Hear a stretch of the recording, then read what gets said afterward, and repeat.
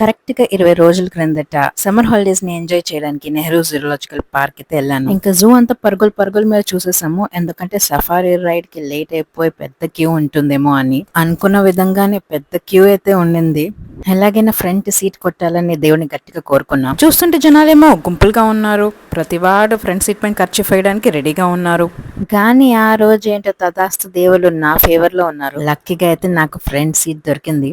కానీ ఇప్పుడే రెండో సమస్య, అదే అసలైన సమస్య మొదలైంది. సీట్ దొరికితే సరిపోతుందా అంటే లేదు. ఈ సఫారీ రైడ్ చేయడానికి ఎంత ఎక్సైట్మెంట్ అంత దిగులు కూడా. సఫారీ అంటే ఏదో 2-3 లయన్స్ వచ్చి మన రౌండ్ అప్ చేసి మన వ్యాన్ మీద ఎక్కేస్తాయనే రేంజ్ లో మనం ఊహించేసుకుంటాం. కానీ ఒక్కొక్కసారి ఒక్క జంతువు కూడా కనిపించదు.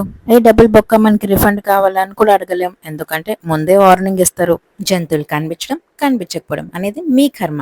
Management is no where responsible. ఏ జంతువు కనిపించకపోతే డ్రైవర్ అన్నని వేడుకుందాం అనుకున్నాను. అన్న కొంచెం మళ్ళీ తిప్పి తిప్పి చూపించు, ఏదో ఒక జంతువు కనిపించేలాగా అని. కానీ పాప మా అన్నకు కూడా తెలుసు జనాలందరూ కోరుకునేది ఇదే అని. అందుకే ఆ అన్న కూడా గుడ్ల గూబలాగా కళ్ళు పెద్ద చేసుకుని అన్ని యానిమల్స్ కోసం వెతికాడు. మొత్తానికి మన ఫస్ట్ స్టాప్ వచ్చేసి lion's den. And first animal చూసరికి అంటే ఫస్టో లేదంటే ఫస్ట్ అండ్ లాస్టో తెలియని అయోమయంలో కూడా మా ఎక్సైట్మెంట్ అయితే పీక్స్ లెవెల్లోకి వెళ్ళిపోయింది.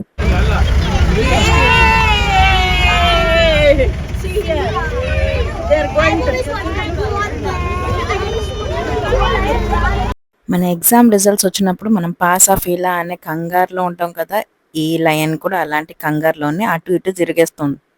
అక్కడ ఇంకో సింహంకి కూడా అదే కంగారు. గ్రూప్ స్టడీస్ చేసాయి అనుకుంటే ఇవి రెండు కలిసి. ఆ పాస్ అయిన క్యాండిడేట్స్ లో వీళ్ళిద్దరు పేర్లు ఉన్నాయా లేదా అని మూడో సింహం తెగ చూసేస్తుంది. ఈ సంవత్సరం సమ్మర్ సీజన్ గురించి మీరు ఒకటి గమనించారా? ఎప్పుడు పెళ్ళని ఎండ కొడుతుందో లేదంటే ఎప్పుడు జల్లని వర్షం పడుతుందో అర్థం కాని అయోమయ పరిస్థితిలాగా ఉండింది. పాపం మా గూగుల్ తల్లి ఆ రెండు లేని రోజును చూసి ముహూర్తం పెట్టింది. ఆ రోజే ఈ జూ పార్క్ వచ్చింది. అటు చూడ లయన్ వెనకాల లయన్. మొత్తానికి సింహంని చూసి సాటిస్ఫాక్షన్ పొందాక మా ప్రయాణం అయితే కొనసాగింది.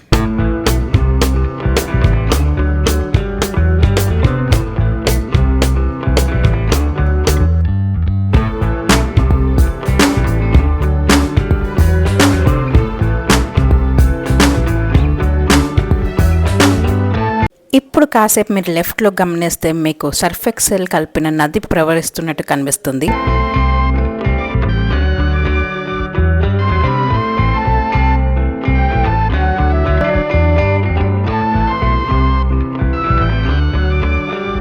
అలా ఫేజ్ 1 దాటాక ఇప్పుడు ఫేజ్ 2 అంటే రెండో గేట్ దగ్గరకు వచ్చేసాం. ఇప్పుడు మీకు కలుగుతున్న ఆలోచనే ఆ రోజు నాకు కలిగింది, ఇక్కడ ఏ యానిమల్ కనిపిస్తుంది అని. ఫస్ట్ ఈ గేట్ సెన్సర్స్ ద్వారా ఓపెన్ అవుతాయి అనుకున్నాను. తర్వాత అన్న గేట్ ఓపెన్ చేయడం చూసి ఇది మాన్యువల్ అని తెలిసింది. అయినా నా పిచ్చి కాదు, కానీ సెన్సర్ అయితే ఏ జంతువు వచ్చినా కూడా గేట్ ఆటోమేటిక్గా ఓపెన్ అయిపోతాయి కదా. ఇలా గేట్స్ ద్వారా ఏరియాస్ని సెపరేట్ చేస్తేనే ఏ యానిమల్కి ఆ యానిమల్ స్వేచ్ఛగా తిరగగలదు. ఇందుకే నెక్స్ట్ టైం యానిమల్లో గెస్ట్ చేయండి.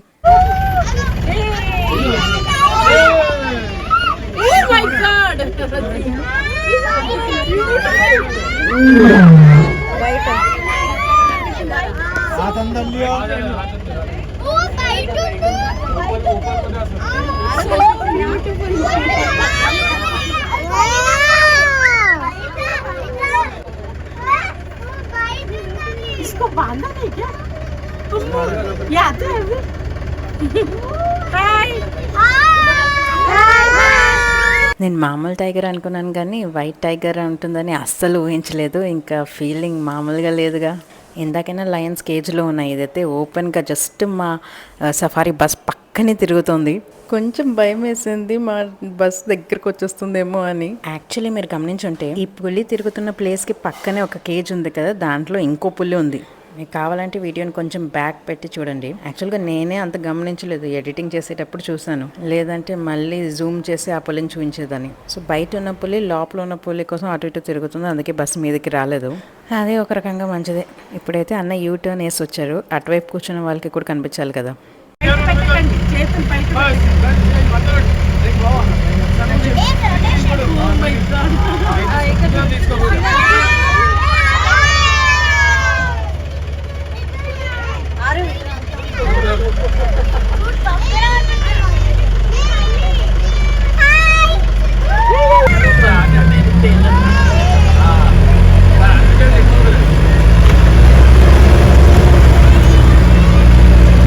ఈ టైగర్ ని చూసాకే అసలేం సఫారీలో ఉన్నట్టు ఫీల్ వచ్చింది. మొత్తం జూ చూసేదానికనే ఈ సఫారీ నాకు చాలా నచ్చింది.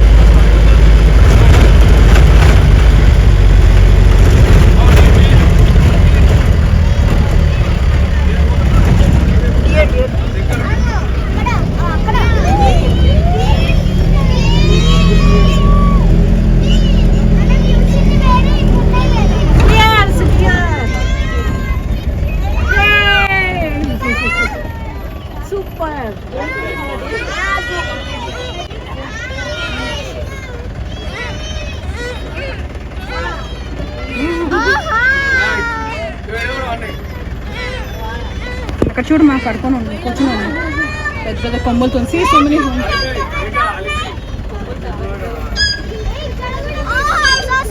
నువ్వు ఇటు వచ్చేరా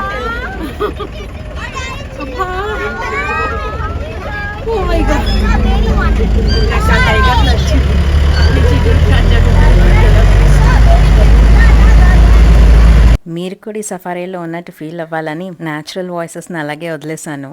సో మీరు కూడా ఈ సఫారీ రైడ్ని ఎంజాయ్ చేస్తుంటే తప్పకుండా వీడియోని లైక్ చేసి షేర్ చేసి ఛానల్ సబ్స్క్రైబ్ చేసుకోండి.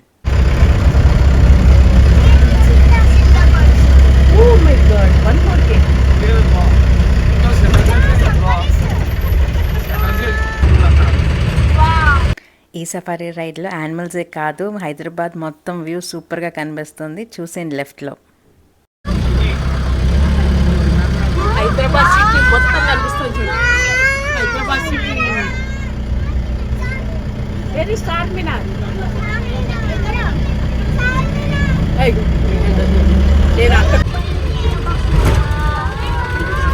ఇది ఎంత కొండ మీద ఉందంటే ఈ జంగలు మొత్తం సిటీ మొత్తం కనిపిస్తుంది. Hold tightly. సిటీ మొత్తం కనిపిస్తుంది. Tightly hold tightly. గట్టిగా పట్టుకో. ఇప్పుడైతే సఫారీ రైడ్ కాస్త రోలర్ కోస్టర్ రైడ్గా మారిపోయింది. అందుకే గట్టిగా పట్టుకోమని అందరికి చెప్తున్నాను. లోయల్లో ఉంది కదా.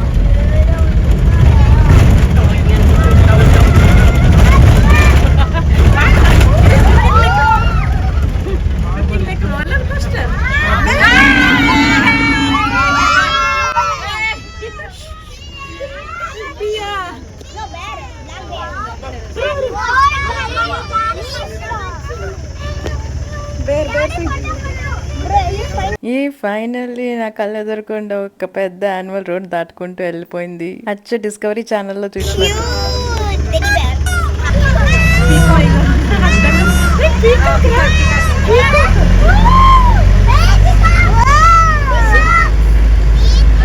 కెమెరాని జూమ్ చేశాను కానీ పీకాక్ దగ్గర అన్నా స్లో చేయలేదు, నేను క్యాప్చర్ చేయలేకపోయాను.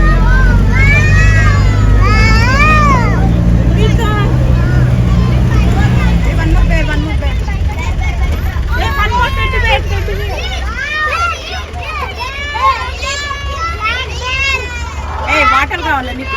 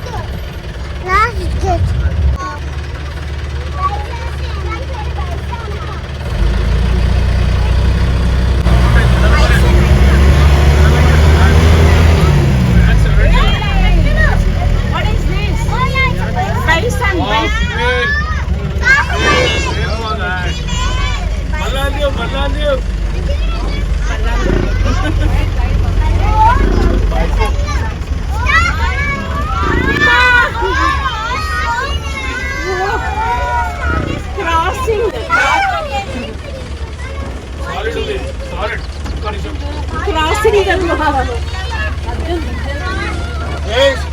రాజమౌళి గారి దీన్ని ఇచ్చినట్టు రానగంట. Oh my god Baahubali